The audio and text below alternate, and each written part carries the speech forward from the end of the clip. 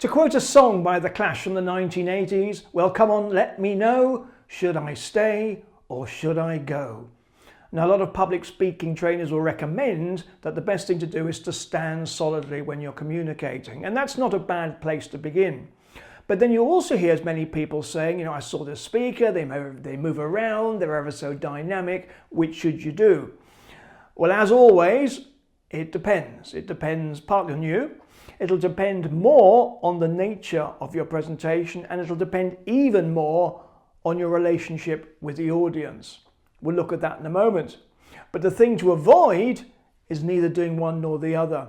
Sometimes nervous or unsure speakers, you see them swaying when they're speaking, or maybe their weight goes from one hip over to the other hip and then back again, or they're literally shuffling backwards and forwards as they're speaking.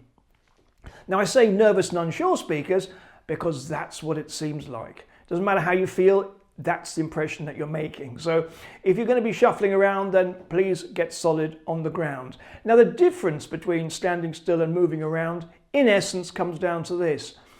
Standing still is usually more about sharing my ideas, my perceptions, my experiences. I'm sharing them with you. Walking around is usually much more about power. It's about asserting. It's about dominating.